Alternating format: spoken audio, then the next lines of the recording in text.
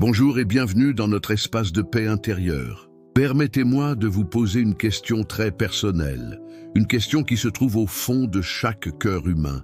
Au plus profond de votre être, vous sentez-vous vraiment aimé? Pas seulement apprécié pour ce que vous faites ou admiré pour ce que vous paraissez, mais aimé pour qui vous êtes de manière totale et inconditionnelle. Dans notre quête d'amour, nous passons souvent notre vie à essayer d'étancher notre soif à des sources humaines qui finissent par nous laisser sur notre faim. Et si la Bible nous révélait une source d'amour qui ne tarit jamais, un amour qui connaît nos cicatrices les plus profondes et qui nous aime parfaitement? Avant de nous abreuver à cette source, je voudrais vous inviter à le faire au sein d'une communauté. Si vous cherchez un lieu où les cœurs s'encouragent et se soutiennent, rejoignez notre famille de guerriers de la prière en vous abonnant à cette chaîne. Vous n'êtes pas seul dans cette quête. Et si vous sentez que ce message d'amour peut toucher le cœur de quelqu'un d'autre, je vous encourage à faire un acte missionnaire simple mais puissant. Laissez un j'aime. Votre geste peut aider ce message à trouver son chemin vers une personne qui, peut-être aujourd'hui, se sent seule et indigne d'être aimée.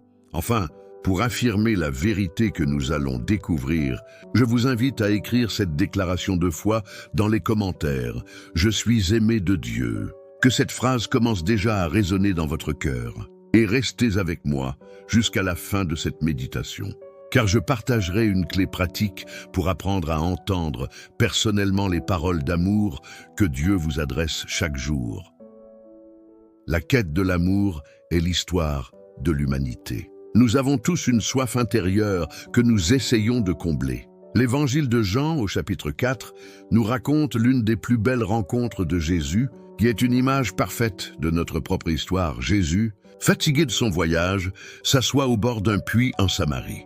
Il est midi, l'heure la plus chaude. Une femme arrive pour puiser de l'eau. Le fait qu'elle vienne à cette heure-là est significatif. C'était l'heure où personne ne venait pour éviter la chaleur du soleil. Cette femme évitait les autres femmes qui venaient le matin ou le soir. C'était une femme seule, une paria sociale. Jésus engage la conversation, brisant toutes les barrières sociales de l'époque. Un juif parlant à une samaritaine, un homme parlant à une femme seule, un rabbin parlant à une femme à la réputation brisée. La première chose que l'amour de Dieu fait, c'est de nous voir et de briser les murs de notre isolement. La conversation commence autour de l'eau physique, mais Jésus, le grand thérapeute, déplace rapidement le sujet vers la véritable soif de cette femme.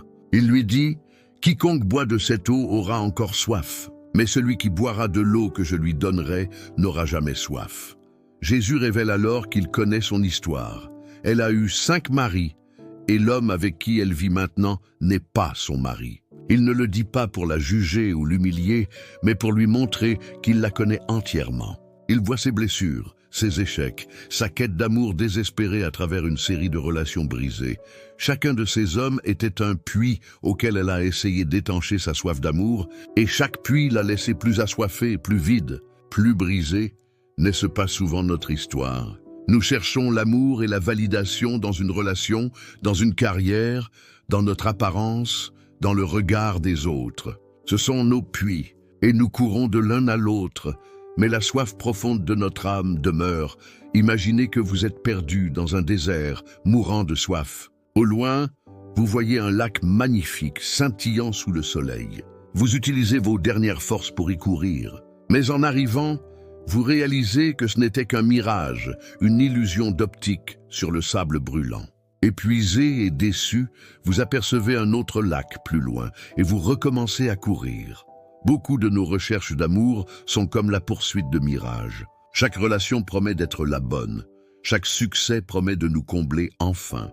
Mais il se révèle souvent être des illusions qui nous laissent encore plus déshydratés.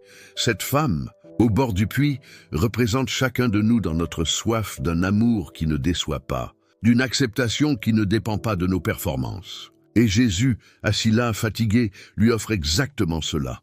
Une source d'eau qui jaillira jusque dans la vie éternelle. Il ne lui offre pas l'eau d'un autre puits. Il lui offre de devenir elle-même une source. Cette femme au bord du puits représente chacun de nous dans notre soif d'un amour qui ne déçoit pas, d'une acceptation qui ne dépend pas de nos performances. Et Jésus lui offre une source éternelle. Mais pour accepter cette offre, nous devons d'abord comprendre la nature de cet amour que Dieu nous offre. Ce n'est pas l'amour conditionnel et fragile que nous connaissons. C'est un amour d'une qualité radicalement différente. Un amour qui ne dépend pas de nous, mais entièrement de lui. Premièrement, l'amour de Dieu est un amour qui prend l'initiative. L'apôtre Jean nous dit « Nous aimons parce qu'il nous a aimés le premier ». L'amour humain est souvent une réponse. Nous aimons ceux qui nous aiment, ceux qui sont aimables. L'amour de Dieu est différent. Il n'attend pas que nous soyons parfaits ou aimables pour nous aimer. Il nous aime le premier, et c'est son amour qui nous rend aimables. L'histoire de Zachée est une illustration parfaite. Zachée était un collecteur d'impôts corrompu, détesté de tous. Il était petit et il a dû grimper à un arbre pour voir Jésus comme un enfant curieux. Il n'a rien fait pour mériter l'attention de Jésus. Mais c'est Jésus qui s'arrête, lève les yeux et l'appelle par son nom. « Zachée, hâte-toi de descendre, car il faut que je demeure aujourd'hui dans ta maison. » Jésus a pris l'initiative d'aimer l'homme le plus méprisé de la ville, avant même que Zachée n'ait montré le moindre signe de repentance. C'est cet amour qui a provoqué la transformation de Zachée. L'amour de Dieu n'est pas la récompense de notre transformation, il en est le moteur. Il vous a aimé avant même que vous ne pensiez à lui. Deuxièmement, l'amour de Dieu est un amour qui connaît tout. C'est un aspect qui peut nous faire peur. Nous passons notre vie à porter des masques, de peur que si les gens voyaient qui nous sommes vraiment, avec nos pensées secrètes et nos cicatrices honteuses, ils ne nous aimeraient plus. Nous vivons dans la crainte d'être découverts. Le psaume 139 dit « Éternel, tu me sondes et tu me connais ? Tu sais quand je m'assieds et quand je me lève, tu pénètres de loin ma pensée. Avant qu'une parole soit sur ma langue, voici, ô Éternel. Tu la connais entièrement. Dieu sait tout de nous, le meilleur et le pire. Et la merveille de l'Évangile est que, connaissant tout, il ne nous rejette pas. Il nous aime quand même. L'amour de Dieu est la seule relation où l'on peut enlever son masque et être pleinement connu et pleinement aimé en même temps. Troisièmement, l'amour de Dieu est un amour sacrificiel. L'amour humain demande souvent « Que peux-tu faire pour moi ?» L'amour de Dieu demande « Que puis-je faire pour toi ?» La preuve ultime de cet amour n'est pas un sentiment, mais un acte. L'apôtre Paul l'écrit dans Romains 5:8. « Mais Dieu prouve son amour envers nous, en ce que, lorsque nous étions encore des pécheurs, Christ est mort pour nous. » Notez bien le timing. Lorsque nous étions encore des pécheurs, il n'a pas attendu que nous soyons devenus bons. Il n'a pas attendu que nous nous excusions. Il est mort pour nous à notre pire moment, lorsque nous étions ses ennemis. La croix est la preuve irréfutable que l'amour de Dieu ne dépend pas de notre performance, mais de son caractère. C'est un amour qui donne tout sans rien attendre en retour. Quatrièmement, l'amour de Dieu est un amour éternel. L'amour humain est si fragile. Il peut se refroidir, changer, disparaître. Notre plus grande peur est l'abandon. Mais Dieu nous fait cette promesse dans le livre de Jérémie. « Je t'aime d'un amour éternel. C'est pourquoi je te conserve ma bonté. » Jérémie 31:3. L'amour de Dieu n'a ni commencement ni fin. Il est constant. À la fin de Romains 8, Paul s'écrit qu'il est certain que ni la mort, ni la vie, ni les anges, ni les dominations, ni aucune autre créature ne pourra nous séparer de l'amour de Dieu manifesté en Jésus-Christ notre Seigneur. C'est la seule ancre totalement sûre pour notre âme. Un amour qui initie, qui connaît tout, qui sacrifie tout et qui dure pour toujours. C'est la description de l'amour de Dieu.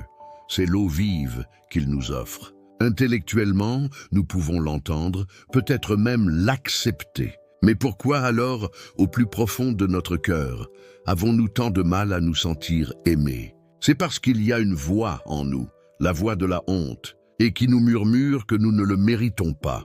La honte est l'un des plus grands obstacles à la réception de l'amour de Dieu. La culpabilité dit « j'ai fait quelque chose de mal ». La honte dit « je suis mauvais ». La culpabilité peut nous mener à la repentance. La honte, elle, nous pousse à nous cacher. Elle nous convainc que nous sommes fondamentalement défectueux, indignes d'être aimés. Cette voix de la honte est née dans un jardin. Dans la Genèse, avant la désobéissance, Adam et Ève étaient nus et ils n'en avaient point honte. Il y avait une transparence totale, une acceptation parfaite. Mais dès l'instant où ils ont péché, leur première réaction a été la peur et la honte. Ils se sont cachés de Dieu. Ils ont essayé de se couvrir avec des feuilles de figuier. La honte est l'instinct de l'âme qui se sent indigne de se tenir dans la présence d'un Dieu saint. Le monde dans lequel nous vivons renforce constamment ce sentiment. Nous grandissons dans un système d'amour conditionnel. On nous aime si nous avons de bonnes notes, si nous sommes sages, si nous réussissons.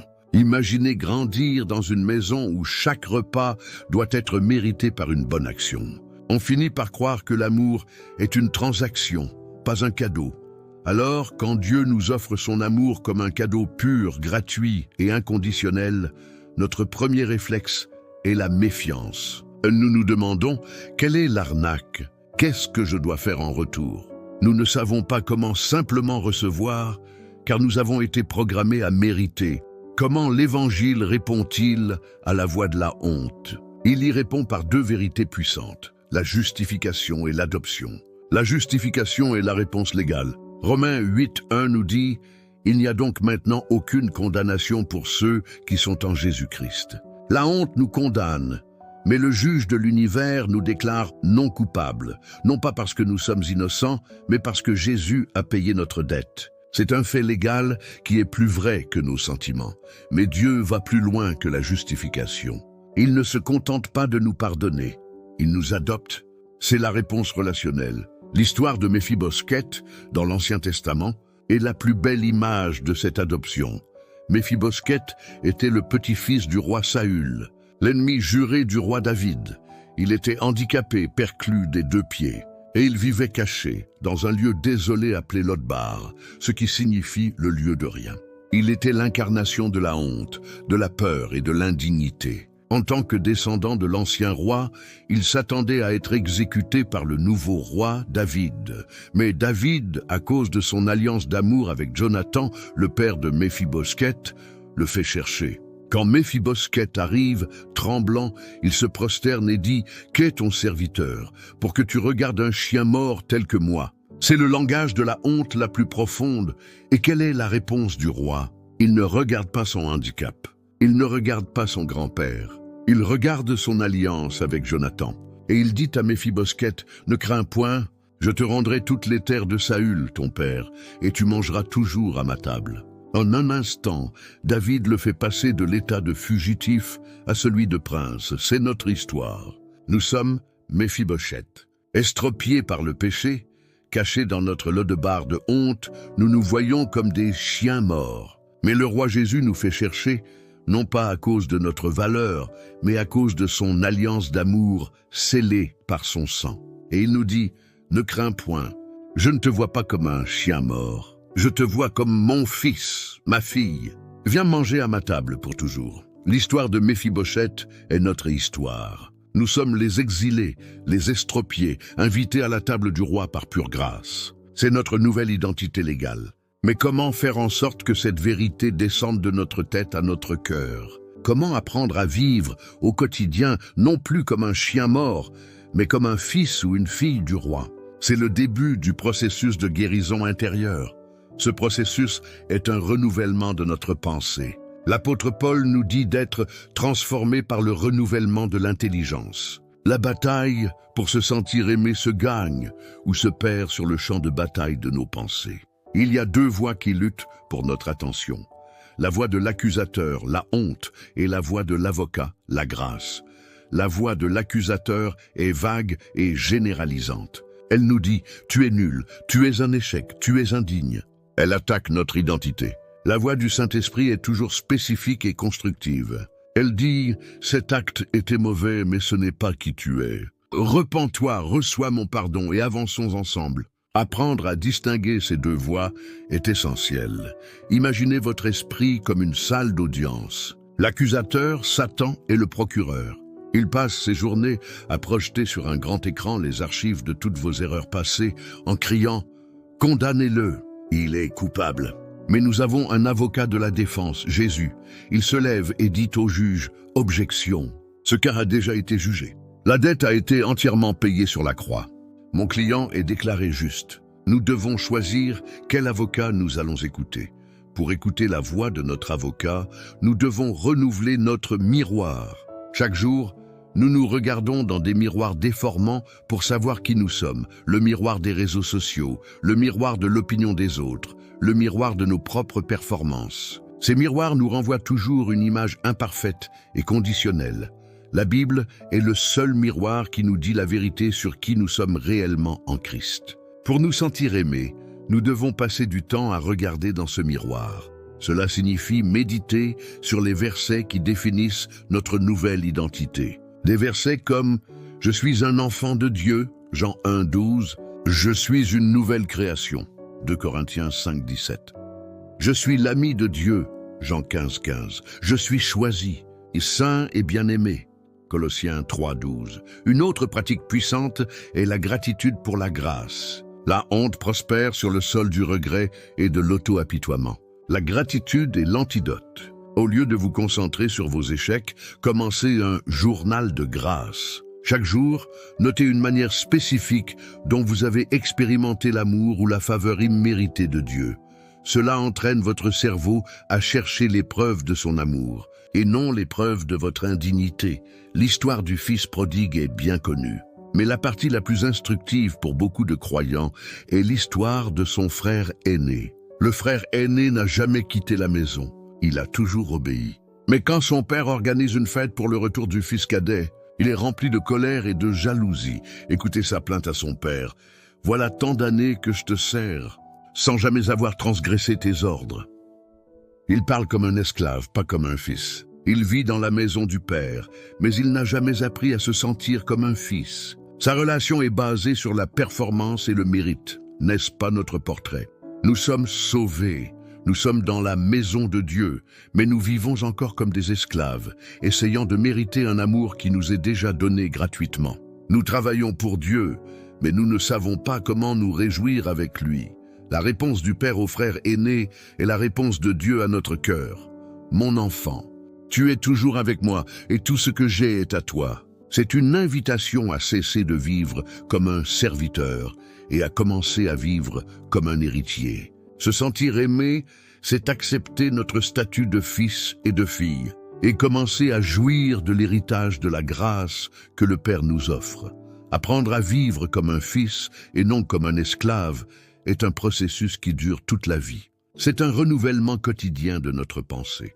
Mais Dieu ne nous laisse pas seuls dans ce processus. Il ne nous donne pas seulement des vérités à croire. Il nous donne aussi des preuves tangibles, des démonstrations concrètes de son amour pour nous aider à croire. Quelles sont ces preuves? Comment Dieu nous montre-t-il son amour de manière visible? La première preuve, et la plus universelle, est la création. L'apôtre Paul dit que les qualités invisibles de Dieu, y compris son amour, se voient comme à l'œil nu dans ses œuvres. Chaque lever de soleil, chaque fleur qui éclot, chaque fruit savoureux est une note d'amour que le Créateur nous envoie. Imaginez que chaque matin, en ouvrant votre porte, vous trouviez un cadeau magnifique et anonyme, un tableau sublime, un repas délicieux, un poème émouvant, jour après jour. Même sans connaître l'auteur, vous vous sentiriez incroyablement spécial et aimé. La nature est ce cadeau quotidien de Dieu sur le seuil de notre porte. Nous sommes souvent trop occupés ou trop habitués pour le remarquer, mais ces cadeaux sont la preuve d'un amoureux constant et attentionné. La deuxième preuve, la plus puissante, est la croix. C'est la signature de l'amour de Dieu. La valeur d'un objet est déterminée par le prix que quelqu'un est prêt à payer pour l'obtenir. Quelle est notre valeur aux yeux de Dieu? La réponse se trouve à la croix. Le prix qu'il a été prêt à payer pour nous racheter de notre état de péché et de honte n'était rien de moins que la vie de son Fils unique. La croix réduit au silence la voix de la honte qui nous dit que nous ne valons rien. Si le Créateur de l'univers a considéré que vous valiez la peine de mourir, alors aucune autre opinion, y compris la vôtre, n'a plus d'importance. Vous avez une valeur infinie. Jésus a illustré cet amour dans la parabole de la brebis perdue. Un berger a 100 brebis. L'une d'elles se perd. Il laisse les 99 en sécurité pour partir à la recherche de cette seule brebis. Il affronte les dangers, il la cherche sans relâche. Et quand il la trouve, il ne la gronde pas. Il la met sur ses épaules avec joie et célèbre son retour. La croix, c'est Jésus, le bon berger, qui quitte la gloire du ciel pour nous chercher, nous, la seule brebis perdue, et nous ramener à la maison au prix de sa propre vie. La troisième preuve tangible est le Saint-Esprit. L'amour de Dieu n'est pas une force lointaine. Après son ascension, Jésus a promis de nous envoyer le Consolateur, le Saint-Esprit, pour qu'il demeure en nous. Le Saint-Esprit est la présence personnelle et intime de l'amour de Dieu dans notre cœur. C'est lui qui nous murmure notre nouvelle identité, qui rend témoignage à notre esprit que nous sommes enfants de Dieu. Romains 8, 16. Ce sentiment de paix après une prière, cette conviction soudaine d'être pardonné, cette force que nous trouvons et qui ne vient pas de nous, c'est la preuve tangible de la présence aimante du Saint-Esprit en nous. Il est le sceau de notre adoption. La quatrième preuve est l'Église, la communauté des croyants. Idéalement, l'Église est le corps de Christ sur terre. Ce sont les mains de Jésus qui nous servent un repas quand nous sommes malades. Ce sont les bras de Jésus qui nous enlacent quand nous sommes en deuil. Ce sont les paroles de Jésus qui nous encouragent à travers la bouche d'un frère ou d'une sœur. L'amour de Dieu se rend tangible à travers l'amour de son peuple, la création, la croix, le Saint-Esprit et l'Église. Dieu a multiplié les preuves de son amour. Le dossier est complet. Il n'y a plus de place pour le doute rationnel. Et pourtant, notre cœur peut encore rester froid. Pourquoi ? Parce que l'amour n'est pas un procès que l'on gagne avec des preuves. C'est une danse à laquelle il faut accepter de participer. Comment passer de la conviction intellectuelle à l'expérience du cœur ? Comment ouvrir la porte pour que cet amour nous inonde réellement ? La première étape pour ressentir l'amour est de choisir de le recevoir. L'amour de Dieu, aussi puissant soit-il, ne forcera jamais notre porte. Il attend d'être invité. Le soleil brille pour tout le monde. Sa chaleur et sa lumière sont constamment disponibles. Mais si nous choisissons de rester enfermés dans une pièce sans fenêtre, nous resterons dans le froid et l'obscurité. Non pas parce que le soleil ne brille pas, mais parce que nous n'avons pas ouvert la porte. Recevoir l'amour de Dieu est un choix quotidien d'ouvrir la porte de notre cœur. Ouvrir cette porte signifie choisir la vulnérabilité. On ne peut pas être aimé si l'on porte une armure. Nous avons souvent peur de montrer à Dieu nos parties les plus sombres, nos blessures les plus honteuses. Nous lui présentons une version améliorée de nous-mêmes dans la prière. Mais Dieu nous invite à venir tels que nous sommes. C'est dans notre honnêteté brute qu'il nous rencontre. L'histoire de la femme pécheresse qui oint les pieds de Jésus dans l'évangile de Luc en est un exemple poignant. Elle entre sans y être invitée, elle pleure, elle expose sa honte et son repentir aux yeux de tous. Elle est incroyablement vulnérable. Le pharisien, lui, reste distant, jugeant. Et à qui Jésus montre-t-il le plus d'amour ? À la femme vulnérable. Il dit « Ses nombreux péchés ont été pardonnés, car elle a beaucoup aimé ». C'est en exposant nos blessures à sa lumière que nous permettons à son amour de les guérir. Ensuite, pour ressentir l'amour, il faut passer du temps dans sa présence. L'amour se nourrit de la communion. On ne peut pas se sentir aimé par quelqu'un avec qui l'on ne passe jamais de temps. La prière et la méditation de la parole ne sont pas des devoirs religieux à cocher sur une liste. Ce sont des rendez-vous avec celui qui nous aime le plus. Le but de ce temps n'est pas toujours de demander quelque chose, mais simplement d'être avec lui.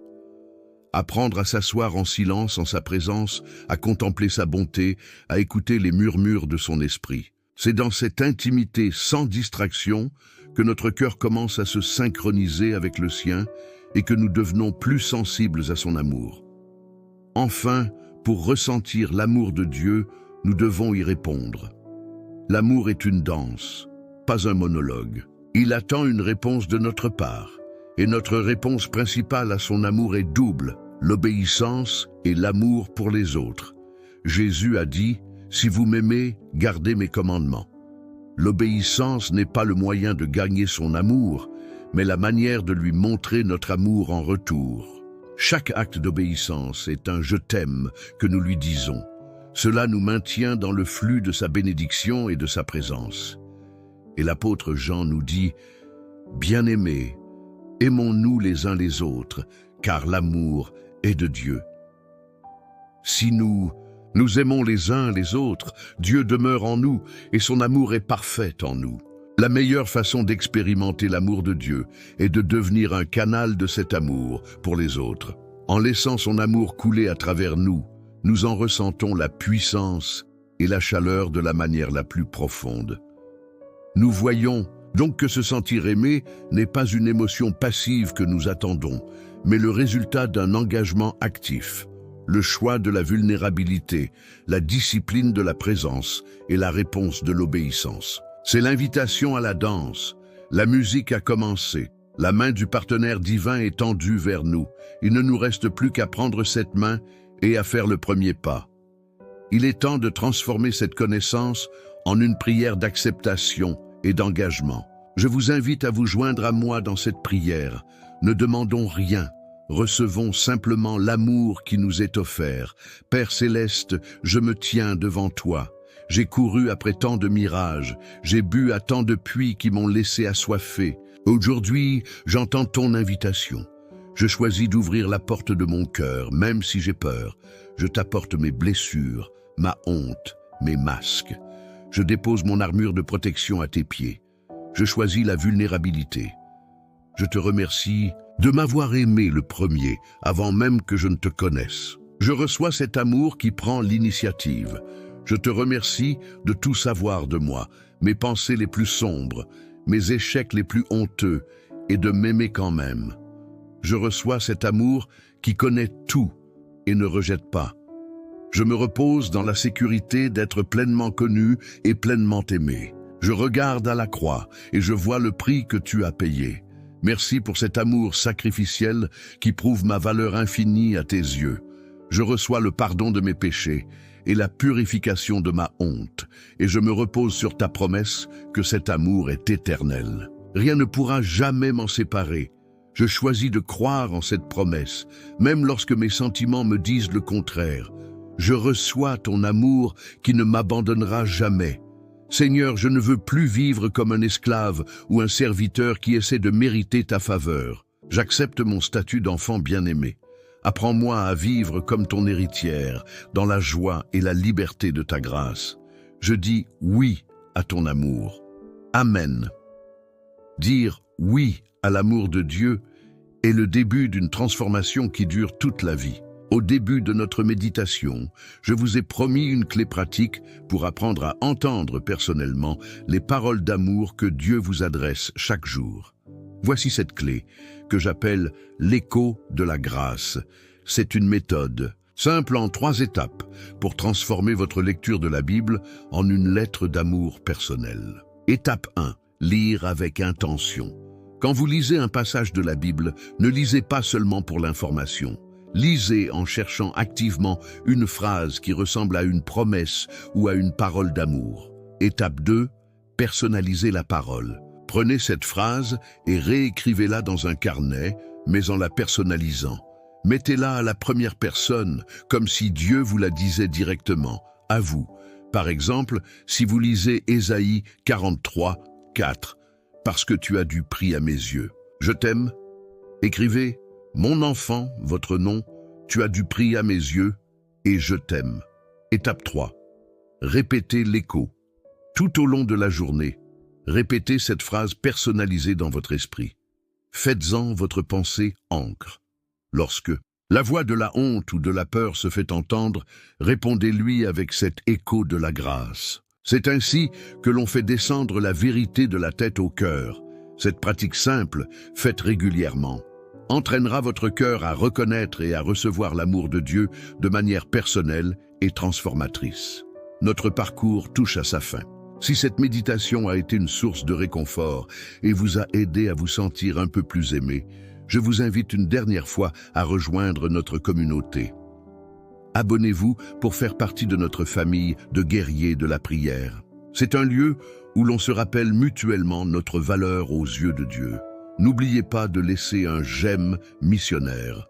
C'est un geste d'amour qui peut aider ce message à atteindre une autre personne qui a désespérément besoin de se sentir aimée aujourd'hui. Et si vous connaissez quelqu'un qui lutte avec son estime de soi, qui se sent seul ou rejeté, partagez cette vidéo avec lui ou elle.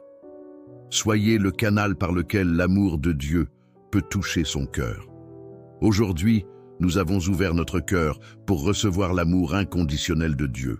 C'est cet amour qui guérit nos blessures et nous donne notre véritable valeur. Mais que se passe-t-il lorsqu'une âme est solidement ancrée dans cet amour?